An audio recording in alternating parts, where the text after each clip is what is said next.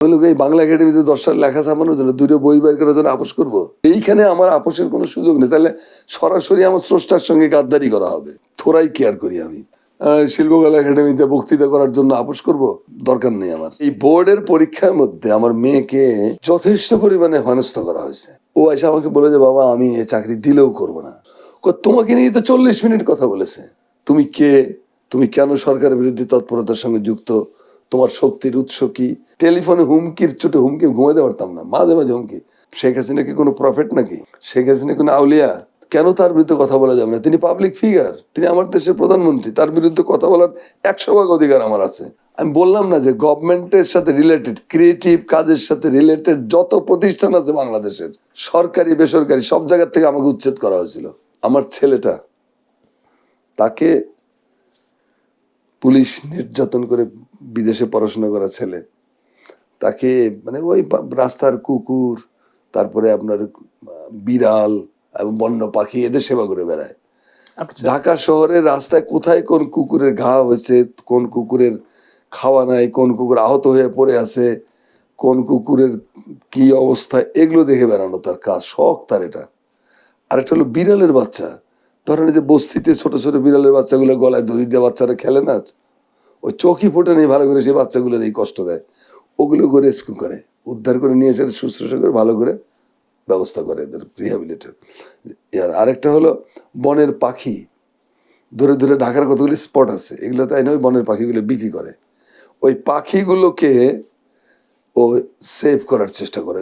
যারা পাখি বিক্রি করে তাদেরকে বুঝিয়ে হোক বা কিছু পয়সা দিয়ে হোক, নানানভাবে এই পাখিগুলোকে মুক্ত করে আকাশে ছেড়ে দেয়।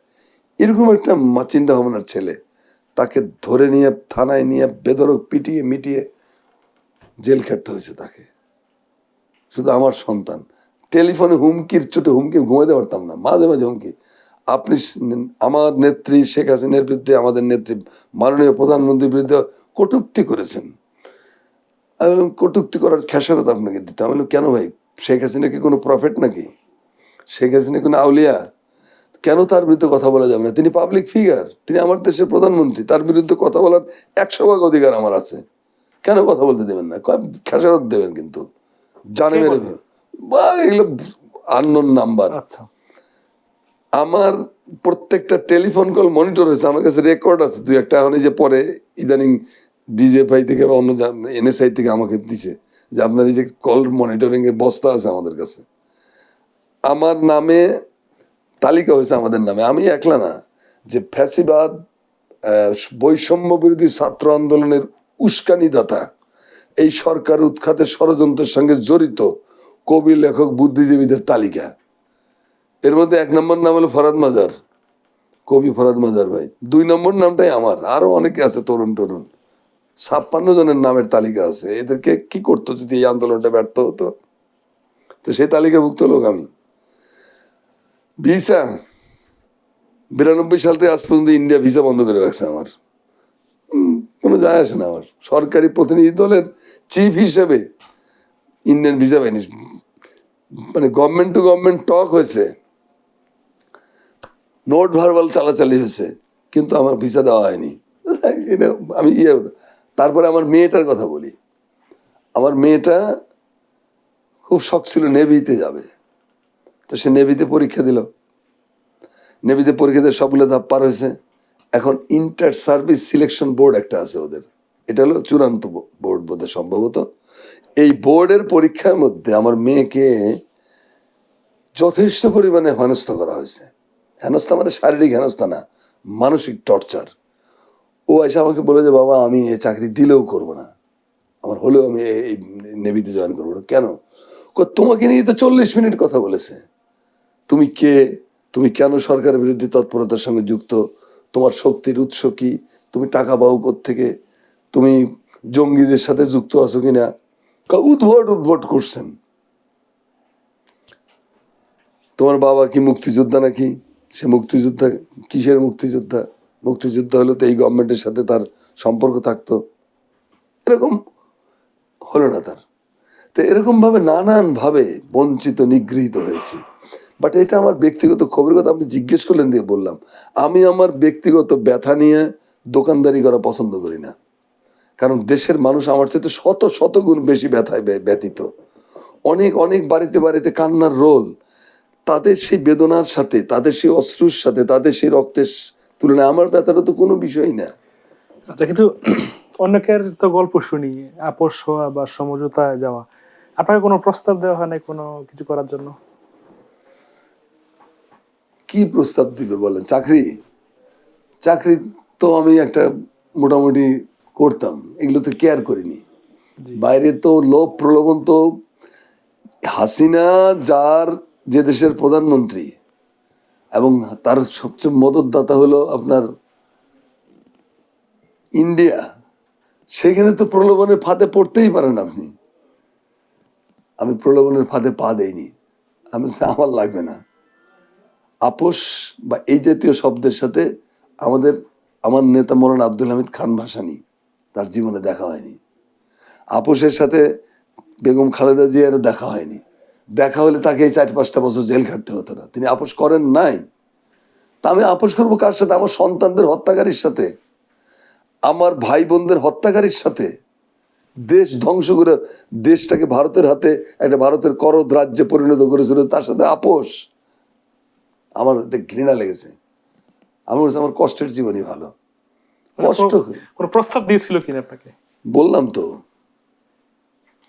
কোনো আপোষের সাথে আমি ফাঁদে পা দেইনি কোনোদিন। বহু আসছে, বহু কথা বলছে, যেগুলো বাদ দেন। আমি লোক এই বাংলা একাডেমিতে 10টা লেখা ছাপানোর জন্য, 2টো বই বের করার জন্য আপোষ করবো? থোড়াই কেয়ার করি আমি। শিল্পকলা একাডেমিতে বক্তৃতা করার জন্য আপোষ করব? দরকার নেই আমার। আমি বললাম না যে গভর্নমেন্টের সাথে রিলেটেড, ক্রিয়েটিভ কাজের সাথে রিলেটেড যত প্রতিষ্ঠান আছে বাংলাদেশের, সরকারি বেসরকারি, সব জায়গার থেকে আমাকে উচ্ছেদ করা হয়েছিল। বাট আমি প্রায় নিঃসঙ্গ মানুষ ছিলাম, কিন্তু আমার শক্তির উৎস ছিল আমার জনগণ। আমি যদি কম্প্রোমাইজ করতাম, তাহলে যে সুরে গত 15 বছর আমি কথাবার্তা বলেছি, সেই সুরে কথাবার্তা বলার লোক কয়টা আছে বাংলাদেশে? বের করেন।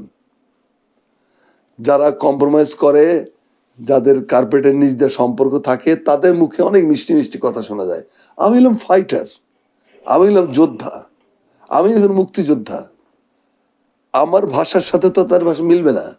অতএব আমার কথা ছিল ক্লিয়ার, ক্রিস্টাল ক্লিয়ার। কোনো রকমের আমার জীবনটা হলো একটা খোলা বইয়ের মতো, যে কোনো জায়গাতে চেক করতে পারে, দেখতে পারে। আমি যে জীবন যাপন করেছি সেখানে কোনো লুকাছাপা নাই, ক্লিন। আমি যা বলি সেখানেও কোনো চালাকি চাতুর্য নেই, স্ট্রেট কাট জিনিসটা আমার পছন্দ। আমি মঞ্চে থাকলে আমি মনে করি ছক্কা হাঁকানো, ক্রিজে থাকলে শহীদ আফ্রিদি খুব বড় প্রিয় খেলোয়াড় ছিল, কারণ ছক্কা হাঁকাইতে গেলে ওর বুম বুম শহীদ আফ্রিদি, আমি এলাম ওই বুম বুম, কথাবার্তা ক্লিয়ার।